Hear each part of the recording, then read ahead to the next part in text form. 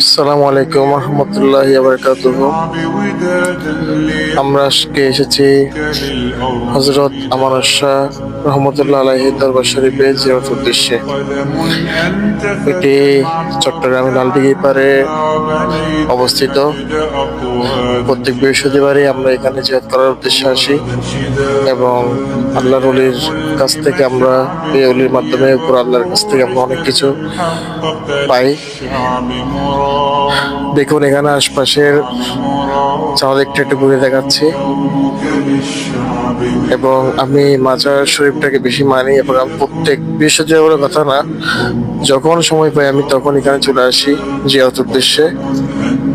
এবং এই অলির উসিলায় কিন্তু অনেক কিছু সম্ভব হয় যদি সে মন থেকে চায়। ঠিক আছে, ওকে, ধন্যবাদ, সবাই ভালো থাকবেন।